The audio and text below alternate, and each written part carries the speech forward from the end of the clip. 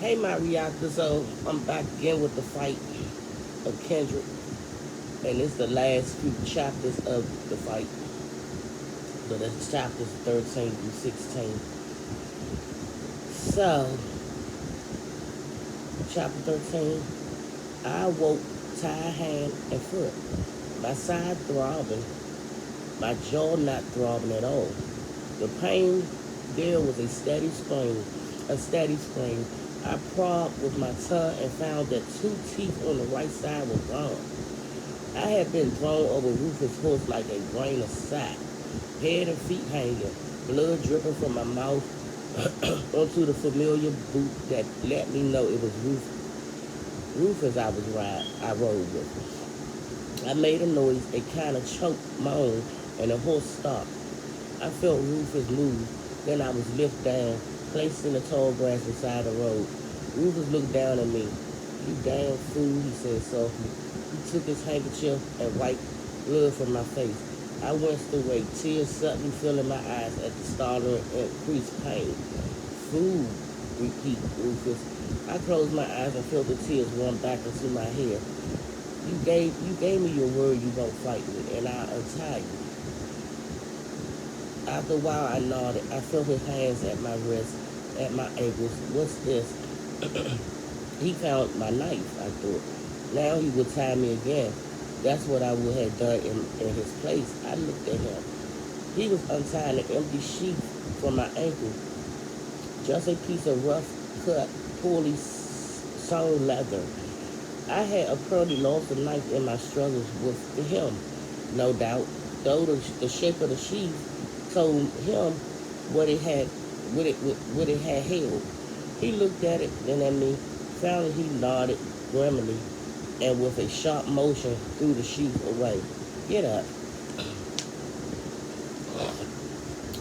I tried in the I tried in the end. He tried to help me. My feet were numb from being tired and were just coming back to painful life. If Rufus decided to make me run behind his horse, I would be dragged to death.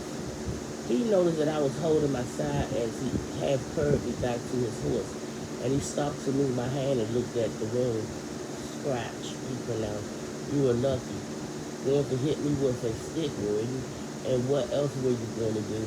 I said nothing, thought of him sending his forces charging over the spot. I had barely leaped from in time. As I leaned against his horse, he wiped more blood from my face, one hand firmly holding the top of his head so that I couldn't wince away. I bored it somehow. Now you got a gap in your tooth, he observed. Well, if you don't laugh big, nobody will notice. They want the teeth right in the front. I spat blood and he realized that I had made my comment on such good luck.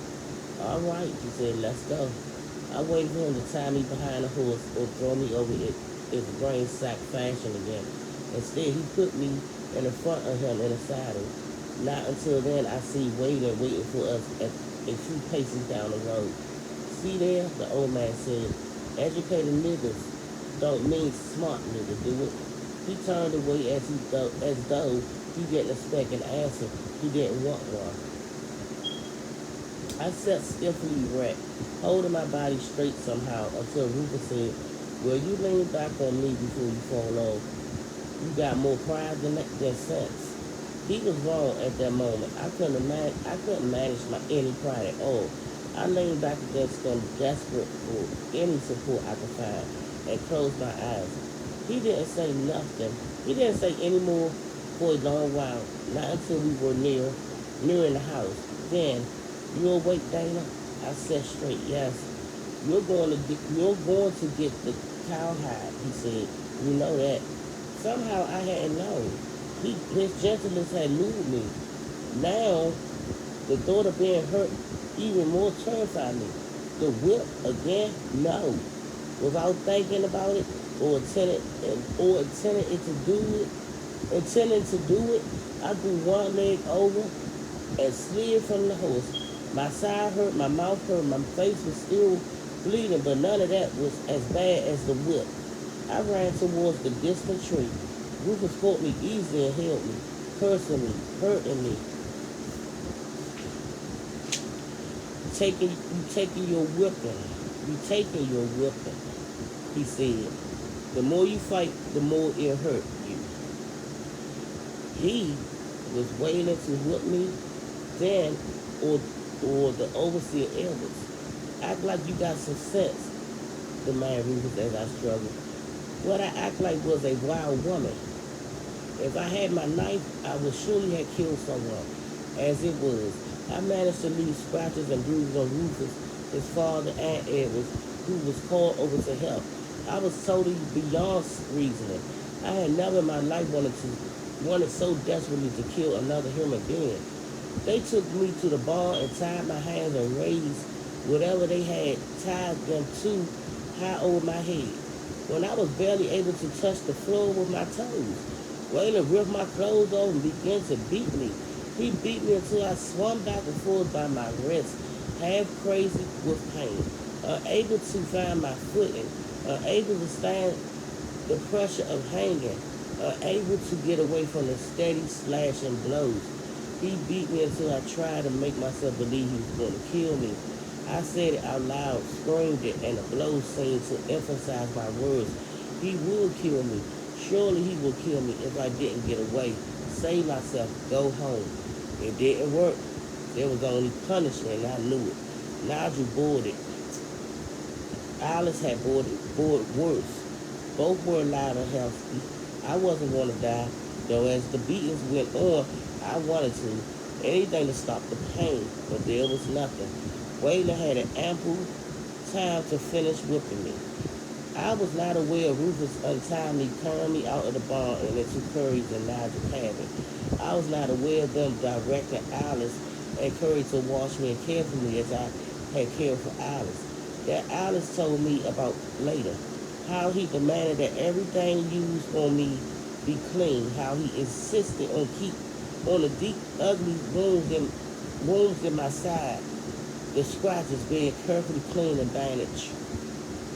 He was gone when I waked, but he left me Alice. Okay.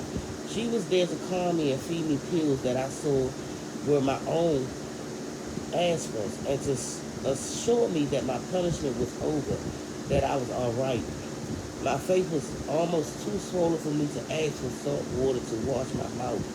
After several tries, though, she understood and brought it to me. Just rest, she said.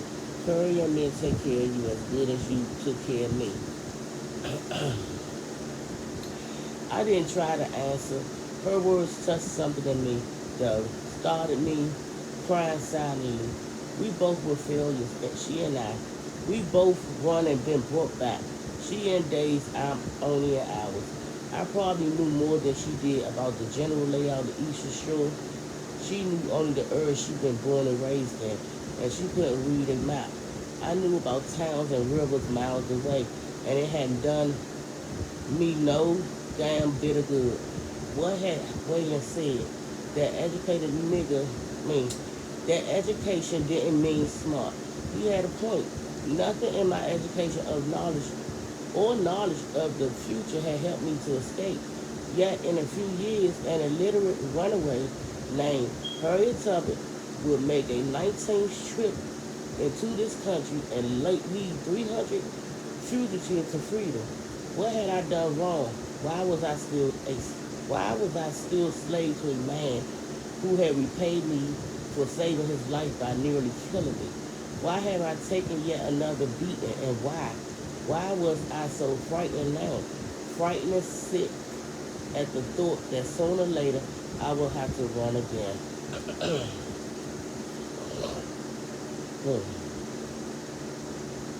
I moaned and tried not to think about it. The pain of my body was enough for me to contend with. But now there was a question in my mind that had to be answered. Would I really try again? Could I? I moved towards myself somehow from my stomach onto my side. I tried to get away from my thoughts, but they still came. See how easily slaves are made, they said. I cried out as though from the pain of my side. and Alice came to ease me into a less agonizing position. She wiped my face with a cool, damp cloth. I'll try again, I said to her, and I wondered why I was saying it. Boasting, maybe lying. What? She asked. My swollen face and mouth were still distorted from my speech. I will have to repeat the words. Maybe they would give me courage if I said them often enough. I'll try again, I spoke as slowly and as clearly as I could. You rest. Her voice was suddenly rough, and I knew she had understood. Time enough later for talking. Go to sleep. But I couldn't sleep. The pain kept me awake. My own thoughts kept me awake. I caught myself wondering whether I would be sold to some passing trader this time or next. I longed for my sleeper pills to give me observation, but some small part of me was glad I didn't have them. I didn't quite trust myself with them just now. I wasn't quite sure how many of them I might take. So y'all, I'm gonna read 14 and 15 because they just one page. But I'm gonna come back and finish off the fight because I gotta take a break. So y'all get that another day. So the fight, chapter 14. Liza, the sewing woman, fell and hurt herself. Alice told me all about it. Liza was bruised and battered. She lost some teeth. She was black and blue all over. Even Tom Whalen was concerned. Who did this to you, he demanded. Tell me and they'll be punished. I fell, she said. Fell on the stairs. Whalen cursed her for a fool and told her to get out of his sight. And Alice, Tess, and Curry concealed their few scratches and gave Liza quite meaningful glances. Glances that Liza turned away from in anger and fear.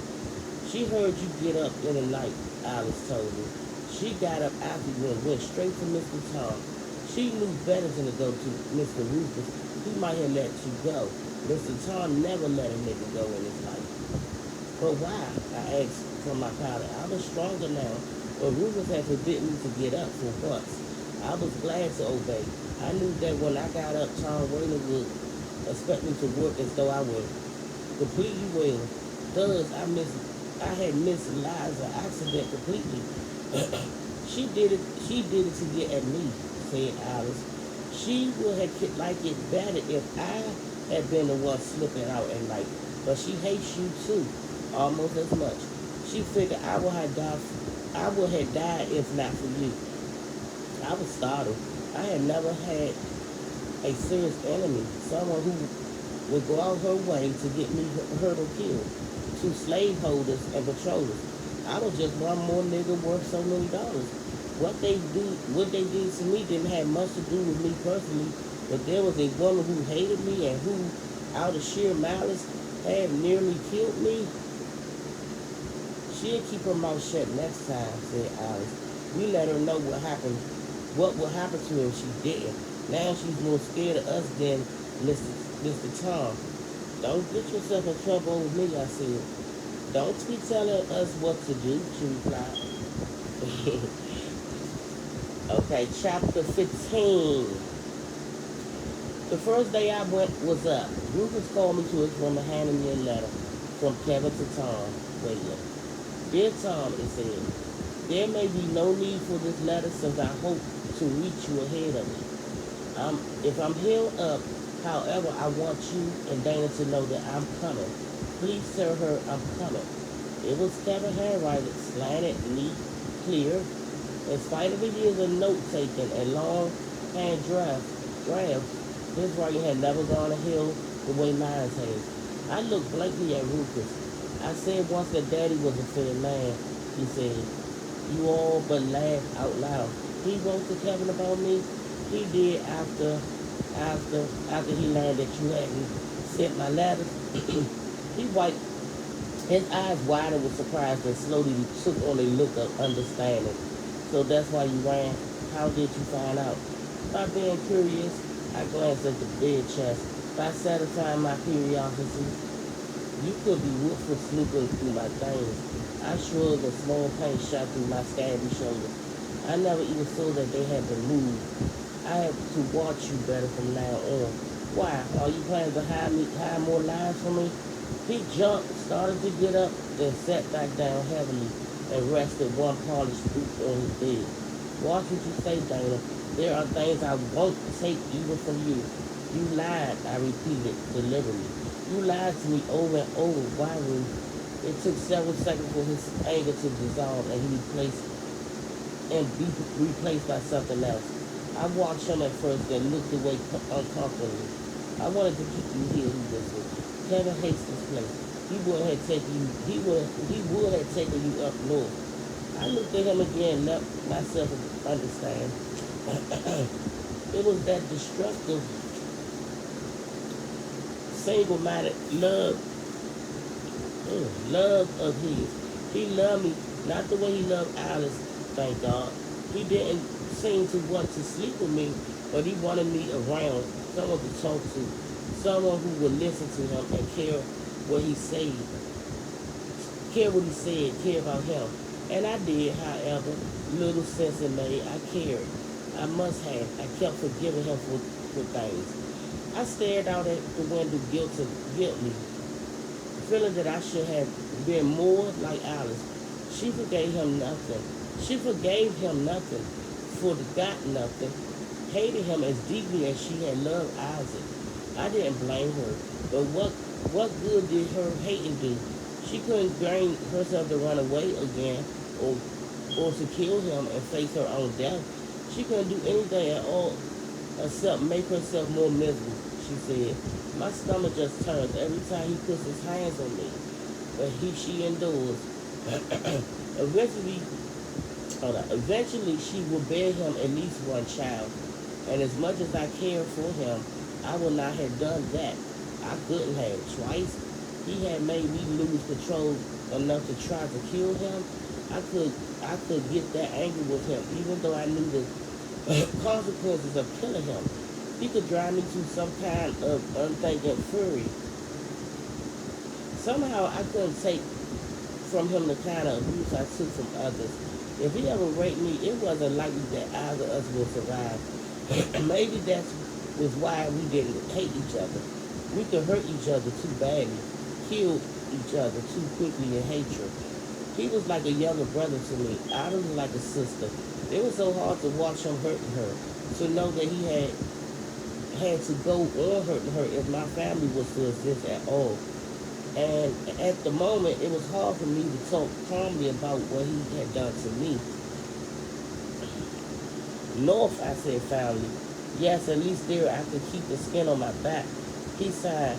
I never wanted Daddy to whoop you, but hell, don't you know you got off easy? He didn't hurt you nearly as much. He didn't hurt you nearly as much as he hurt others. I said nothing. He couldn't let a runaway go without some punishment. If he did, there'd be 10 more taken over tomorrow. He was easy on you, though, because he figured your running away was my fault. It was. It was your own fault if you had waited. For what? You were the one I trusted. I did wait until I found out what a liar you was. You took the charge without anger this time. Oh, hell, Dana. All right. I should have sent the letters. Even Daddy said I should have sent them after I promised you I would. Then he said I was a damn fool for promising, he paused. But that promise was the only thing that made him send for Kevin. He didn't do it out of gratitude to you for helping me. He did it because I had given my word. If not that, he would have kept you here until you were home. If you're going home, go home this time. We sat together in silence for a moment. Daddy's the only man I know, he said softly, who cares as much about giving his word to a black as to a white. Does that bother you? No, it's one of the few things about him I can respect. It's one of the few things about him you should copy. Yeah, he took his foot off the bed. Hurry, bringing a tray up here so we can eat together. That surprised me, but I just nodded. Your back doesn't hurt much, does it? Yes. He stared out the window miserably until Curry arrived with the tray. So y'all, like I said, I'm gonna come back and read the last chapter of the fight, and I'll be back. I thought I was gonna read with this, but that chapter long, and I ain't. I need a break. Bye, Maria.